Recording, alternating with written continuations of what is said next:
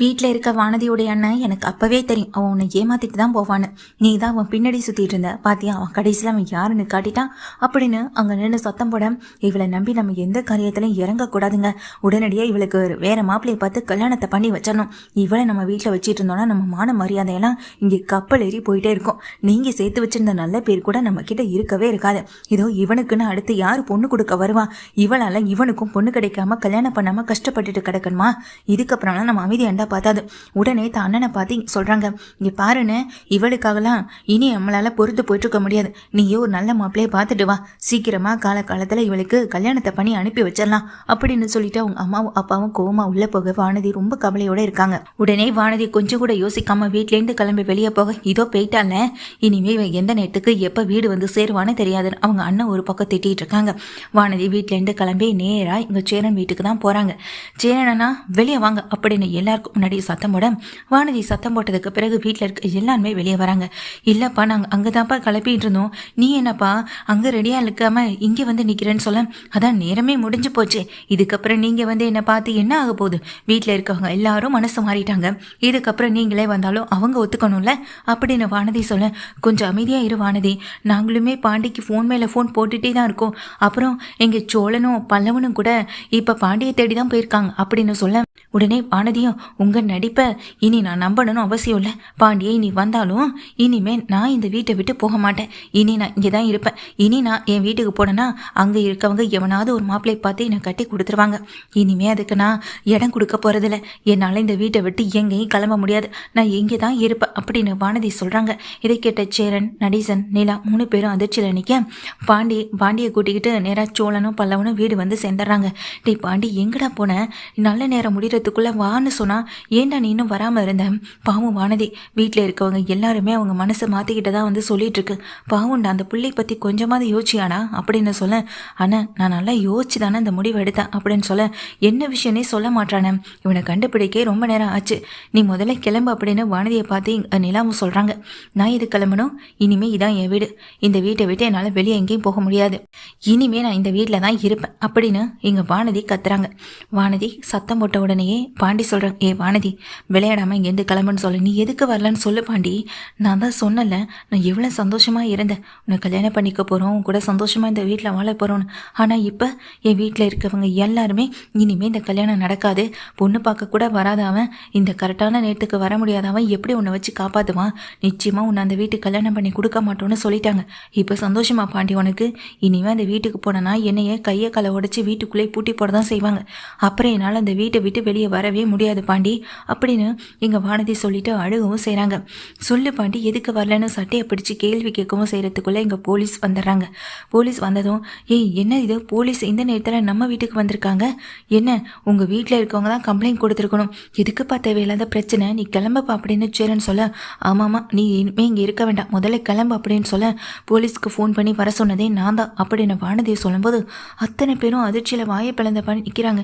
என்ன வானதி பேசுகிறான் அப்படின்னு சொல்ல, ஆமாம் நானா வந்தாலும் நீ என்னை ஏற்றுக்க மாட்டேன், திரும்ப என்னை வீட்டில் கொண்டு தான் விடுவேன், அந்த வீட்டில் இருக்கவங்களும் எனக்கு அடுத்த மாப்பிள்ளையை பார்த்து கல்யாணம் பண்ணி வைக்கலான்ற ஒரு முடிவுக்கு வந்துட்டாங்க, அப்புறம் எப்படி என்னால் அந்த வீட்டுக்கு போக முடியும், அதான் போலீஸோடு வந்துட்டேன். இங்கே பார், இப்போ நீ நான் சொன்னதை கேட்டு தான் ஆகணும்னு இங்கே வானதி சொல்லும் போதே போலீஸ் பக்கத்தில் வந்துடுறாங்க. இங்கே யார்மா வானதி அப்படின்னு கேட்க, நான் தான் மேடம் அப்படின்னு சொல்லிட்டு இருக்காங்க. என்னம்மா என்ன பிரச்சனை, எதுக்காக உடனே ஃபோன் போட்டு இடத்துக்கு ஸ்பாட்டுக்கு வர சொன்னீங்க, ஏதோ முக்கியமான விஷயம், ரொம்ப பெரிய பிரச்சனைன்னு சொன்னீங்க, என்னம்மா அப்படின்னு சொல்லி கேட்குறாங்க. மேடம், இவன் தான் நான் காதலிச்ச பையன், என்னை காதலிச்சுட்டு என்னை கைவிட்டுட்டு போகலான்னு நினைக்கிறான், ஆனால் இவன் இல்லாமல் என்னால் வாழ முடியாது மேடம், நான் இந்த வீட்டில் இவன் கூட சேர்ந்து வாழணும், இவனை விட்டுட்டு இப்போ நான் எங்கள் வீட்டுக்கு போனேன்னா எங்கள் வீட்டில் இருக்கவங்க என்னை நிச்சயமாக வேற ஒருத்தனுக்கு கட்டி வச்சிருவாங்க, அந்த விஷயம் நடந்துடக்கூடாதுன்னு தான் நான் இப்போ இங்கே வந்திருக்கேன் மேடம், என்னை இங்கேயே இப்போவே பாண்டிக்கு கல்யாணம் பண்ணி வச்சிருங்க மேடம், ப்ளீஸ் மேடம் அப்படின்னு சொல்லி கெஞ்சுறாங்க. ஐயோ மேடம், அதெல்லாம் எதுவும் இல்லை, நான் வானதியை காதலிக்கிறேன் தான், நான் இல்லைன்னு சொல்லலை, ஆனால் கல்யாணம்ன்றதுக்கு இப்போ இதுக்கு இடம் இல்லை மேடம், என் அண்ணனுக்கு கல்யாணம் ஆனதுக்கு பிறகுதான் கல்யாணம்ன்ற முடிவில் நான் இருக்கேன், ஆனால் வானதி அப்படின்னு சொல்லும்போது என்னம்மா நீ ஒன்று சொல்கிற அந்த பையன் ஒன்று சொல்கிறான், இப்போ என்னம்மா பண்ணணும் அப்படின்னு சொல்லி கேட்க, இப்போயே எங்கள் பாண்டி என் கழுத்தில் தாலி கட்டுன்னா நான் இதே இடத்துல இப்போவே தற்கொலை பண்ணிப்பேன் அப்படின்னு சொல்லி மிரட்டுறாங்க. ஏப்பா காதலிச்ச பொண்ணு தானே, நீ எப்போ கல்யாணம் பண்ணிட்டானே, நீ சொன்னதை கேட்டு அந்த பொண்ணு இருக்காதா என்ன அப்படின்னு சொல்ல, என்னால் என் வீட்டுக்கு போக முடியாது மேடம், அப்படி நான் இங்கேருந்து போனேன்னா அப்புறம் வீட்டில் பெரிய பிரச்சனை ஆகிடும் மேடம் அப்படின்னு சொல்லிட்டு இருக்காங்க. வானதி சொன்னதை கேட்டவுடனே போலீஸும், என்னப்பா அப்போது இந்த பொண்ணோட உயிருக்கு எந்த ஆபத்து வந்தாலும் உண்மையிலே ஆக்ஷன் எடுக்கலாம் பரவாயில்லன்னு சொல்லி கேட்குறாங்க. ஐயோ மேடம் நான் சொல்ல வரதை கேளுங்க அப்படின்னு சொல்லும்போது, என்ன காதலிச்சுட்டு ஏமாத்திட்டு போயலான்னு பார்க்குறியா, உன்னை மாதிரி இருக்கிற பல பசங்களால் தான் பல பொண்ணுங்களும் தற்கொலை பண்ணிகிட்டே இருக்காங்க அப்படின்னு போலீஸ் திட்டிட்டு, என்னம்மா தாலி எதுவும் இருக்கான்னு சொல்லி கேட்க, அப்படி இருங்க மேடம் சொல்லிட்டு இங்கே கான்ஸ்டபிள் வந்துட்டு ஒரு மஞ்சக்கயிறு எடுத்துகிட்டு வராங்க. மேடம் இதுதான் இருக்குது இப்போதைக்குன்னு சொல்ல, பரவாயில்ல குடுமா அப்படின்னு சொல்லிட்டு, இந்தாப்பா அப்படி இந்த பொண்ணு கழுத்தில் தாலியை கட்டு, இப்போவே இந்த வீட்டுக்கு இந்த பொண்ணை நீ கூட்டிகிட்டு போ அப்படின்னு சொல்ல, இல்லை மேடம் என் அண்ணனுக்கு கல்யாணம் ஆகாமல் அப்படின்னு சொல்லும்போது, ஏமா காதலிக்கும் போது அண்ணன் இருக்கிறது கண்ணுக்கு தெரியல என்ன அப்படின்னு போலீஸ் கேட்குறாங்க. சோழன் சேரன் நடேசன் எல்லாருமே அப்படியே அதிர்ச்சியில் நிற்க, என்ன மேடம் அந்த பொண்ணு தான் சொல்லுதுன்னா நீங்களும் அந்த பொண்ணு சொல்கிறத என்ன ஏதுன்னு கூட கேட்காம ஏதோ பேசிக்கிட்டு இருக்கீங்க, முதல்ல அந்த வீட்டுக்கு ஃபோன் பண்ணி வர சொல்லி அவங்க வீட்டில் இருக்கவங்களை வந்து கூட்டிகிட்டு போக சொல்லுங்க மேடம், அம்மா அப்பா இல்லாமல் அதுவும் வீட்டை விட்டு வெளியே ஓடி வந்ததே தப்பு, இப்போ இங்கே வந்து தேவையில்லாத பிரச்சனை பண்ணிக்கிட்டு இருக்கதான் அதை விட பெரிய தப்பு, நீங்களும் அந்த பொண்ணு சொல்கிறதுக்கு ஏற்ற மாதிரி தலையாடிட்டு இருக்காதீங்க அப்படின்னு நடேசன் சொல்ல, எதை எப்படி எங்களுக்கு பண்ணணும்னு நல்லா தெரியும், நீங்கள் எதுவும் பேசாதீங்க அப்படின்னு போலீஸ் வந்துட்டு நடேசனை பார்த்து திட்டமும் செய்கிறாங்க.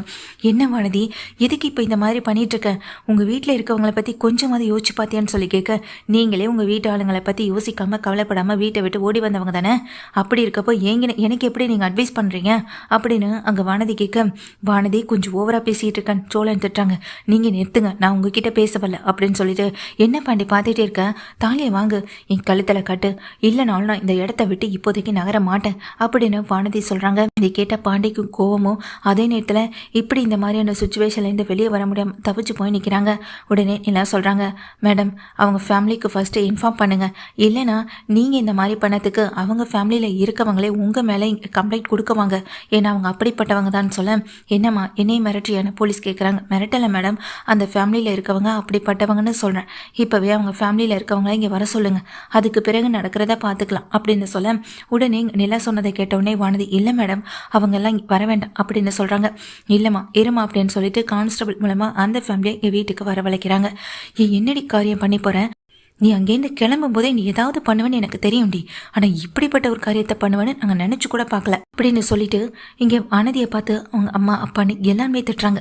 வானதி அங்கே நின்றுட்டு இருக்க, என்ன சார் உங்கள் பொண்ணு இந்த பையனை லவ் பண்ணுதான், ஆனால் நீங்கள் உங்கள் பொண்ணை வேறு பையனுக்கு கல்யாணம் பண்ணி வைக்கிறதா சொல்லணும்னு நினச்சிட்டு இருக்கீங்களா, அந்த பொண்ணுக்கு இப்போவே கல்யாணத்தை பண்ணணும்னு பிடிவாதமாக பண்ணிட்டு இருக்குன்னு சொல்ல, மேடம் இவ பண்ணுறான்னா அப்படி எதுவும் பண்ணிடாதீங்க மேடம், இவளுக்கு நாங்கள் எப்படியெல்லாம் கல்யாணம் பண்ணணும்னு ஆசைப்பட்டுருக்கோம், ஆனால் இவ என்னடானா இப்படி ஓடி வந்து கல்யாணம் பண்ணிக்கணும்னு நினச்சிட்டு இருக்கா அப்படின்னு அந்த வீட்டில் இருக்கவங்க திட்டம், மேடம் என்னால் என் வீட்டுக்கு போக முடியாது, நான் இந்த வீட்டில் தான் இருப்பேன் அப்படின்னு அங்கே வானதி சொல்ல, எப்படிம்மா ஒரு பொண்ணு கல்யாணம் பண்ணாமல் எப்படி இன்னொருத்தவங்க வீட்டில் இருக்க முடியும்னு சொல்லிட்டு இன்ஸ்பெக்டரை கேட்குறாங்க.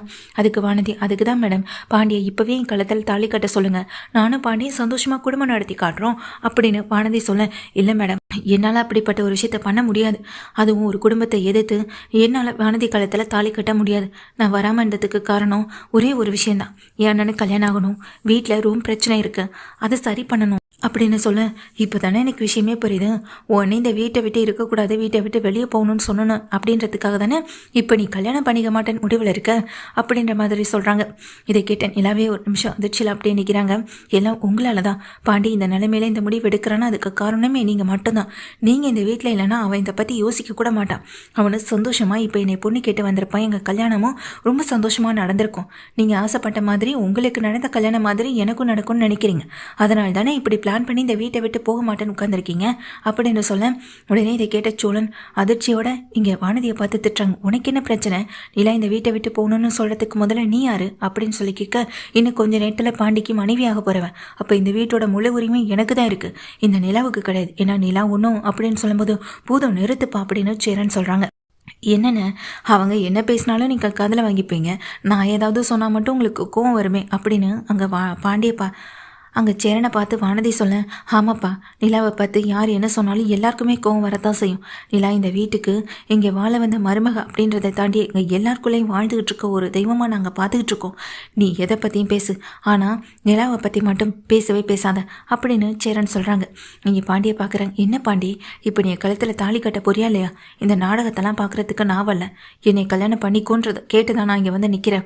என்ன மேடம் பார்த்துட்ருக்கீங்க, சொல்லுங்கள் மேடம் அப்படின்னு சொல்ல அங்கே போலீஸ் இன்ஸ்பெக்டரும் அங்கே நிலாவையும் பார்க்குறாங்க. இங்கே மொத்த குடும்பத்தையும் பார்க்குறாங்க. நிலா இந்த வீட்டில் இருக்க போகிறதில்ல, டிவோர்ஸ் வாங்கிட்டா இந்த வீட்டில் இருக்கக்கூடாதுல்ல மேடம் அப்படின்னு சொல்ல, அப்படின்னு யாரும்மா அவனுக்கு சொன்னது? டிவோர்ஸ் வாங்கினவங்க ஏன் ஒரே வீட்டில் சேர்ந்து இல்லையா என்ன? டிவோர்ஸ் வாங்கினாலும் அவங்க ஹஸ்பண்ட் அண்ட் ஒய்ஃபாக தான் இருக்க முடியாதே தவிர அந்த வீட்டில் வாழ்கிறதுக்கான உரிமை வேணால் அவங்களுக்கு இருக்க தான் செய்யும் அப்படின்னு இன்ஸ்பெக்டர் சொல்ல, அதை கேட்டவங்க வானதியை அப்படியே ஆடி போய் தான் நிற்கிறாங்க. இன்னும் என்னத்துக்கு நீங்கள் என்னென்ன பிரச்சனை பண்ணிகிட்ருக்க, முதல்ல இவளை இழுத்துட்டு வாங்க அப்படின்னு அவங்க அப்பா சொல்ல, உடனே இன்ஸ்பெக்டர் சொல்கிறாங்க, இங்கே பாருங்கள் மேடம், கல்யாணம் இப்போ இந்த ஃபேமிலிக்காக இந்த இடத்துல நடக்காமல் போயிருக்கலாம், ஆனால் உங்கள் பொண்ணுக்கு வேறு இடத்துல மாப்பிள்ளை பார்த்து கல்யாணம் பண்ணி வைக்கணுன்றத யோசனையை இதோட விட்டுருங்க. அப்புறம் பிரச்சனைன்னு வந்தால் அப்புறம் உங்களை தான் நான் மொத்த பேரையும் கொண்டு போய் ஜெயிலில் வைக்க முடியும். இப்போதைக்கு உங்கள் பொண்ணை கூட்டிகிட்டு போங்க, அந்த பையனே ஒரு நாள் உங்கள் பொண்ணை தேடி வருவான், அன்னைக்கு உங்கள் பொண்ணை இந்த பையனுக்கு கட்டி கொடுங்க அப்படின்னு இன்ஸ்பெக்டர் சொல்லிடுறாங்க. இதை கேட்டதும் வானதியுடைய குடும்பம் அப்படியே அதிர்ச்சியில் நிற்கிறாங்க. வானதியுமே அதிர்ச்சியில் நிற்கிறாங்க. இந்த வீட்டை விட்டு முதல்ல கிளம்புமா, இல்லைனா ஓமேலேயே ஆக்ஷன் எடுக்க வேண்டியது இருக்கும். இப்போ என்ன அவசரம், படிச்சுட்டு இருக்க பிள்ளைக்கு என்னத்துக்கு கல்யாணம் அப்படின்னு இன்ஸ்பெக்டர் திட்டுறாங்க. அதை கேட்ட வானதியும் வாயடைச்சு போய் தான் நிற்கிறாங்க. அதை கிட்ட வானதிக்கும் அடுத்து பதில் பேச முடியாமல் நிற்க நிலாவை பார்த்து முறைக்கிறாங்க. சரி கிளம்புங்க, இதுக்கப்புறம் இங்கே என்னென்ன பிரச்சனை பண்ணக்கூடாது, இல்லை அடுத்த ஏதாவது பிரச்சனைனா ஃபோன் பண்ணுங்கன்னு சொல்லிட்டு இன்ஸ்பெக்டர் அங்கேருந்து கிளம்பிடுறாங்க. இப்போ உங்களுக்கு சந்தோஷமா, கல்யாணத்தை நடக்க விடாமல் பண்ணிட்டீங்கல்ல, இதை விட உங்களுக்கு வேற என்ன சந்தோஷம் வேணும்னு சொல்லும்போது பல்லான்னு ஒரு அறையை வந்துட்டு நிலா வானதி கணத்தில் விடுறாங்க. இது வரைக்கும் அவங்க சொந்தம் பிரச்சனை இவங்க தான் வந்துட்டு வீடு தேடி வந்து பிரச்சனை பண்ணிட்டு இருந்தாங்க. ஆனால் நீ இப்படி போலீஸை கூட்டிகிட்டு வந்து நிற்பன்னு நாங்கள் யாருமே எதிர்பார்க்கல. நீ ஏன் உன் வாழ்க்கையில் மண்ணள்ளி போட்டுட்டு இருக்க வானதி, உன்னை பற்றி மற்றவங்க நல்ல விதமாக நினைக்கணுமா, அதை பற்றி மட்டும் யோசிக்கணும். ஆனால் நீ உன்னுடைய சுயநலத்துக்காக மட்டுமே வாழணும்னு ஆசைப்படுற, உன் கூட இருக்கவங்க எல்லாரையும் கஷ்டப்படுத்திட்டு இருக்க. நானே எங்கள் அம்மா அப்பா விட்டுட்டு வந்ததை நினச்சி கஷ்டப்பட்டுட்டு தான் இருக்கேன். அவங்களும் அதை நினச்சி ஃபீல் பண்ணிட்டு தான் இருப்பாங்க. அந்த மாதிரியான ஒரு சூழ்நிலையை தான் நான் உனக்கு உருவாக்கக்கூடாதுன்னு நினைக்கிறேன். உன் அம்மா அப்பா அண்ணன் எல்லாருடைய சம்மதத்தோடு இந்த கல்யாணம் நடந்தால் அவங்களும் சந்தோஷப்படுவாங்க, நீயும் சந்தோஷமாக வாழலாம். என்ன மாதிரி கஷ்டப்படக்கூடாதுன்றதுக்காக தான் நானும் இதை சொல்கிறேன். முதல்ல நீ இங்கேருந்து கிளம்பு அப்படின்னு சொல்லி வானதியை திட்டி விடுறாங்க. வானதியும் அழுதுகிட்டே அந்த இடத்துல இருந்து அம்மா அப்பா கூட கிளம்ப பாண்டியும் வானதியை பார்த்து முறைச்சு பார்த்தபடி நிற்கிறாங்க.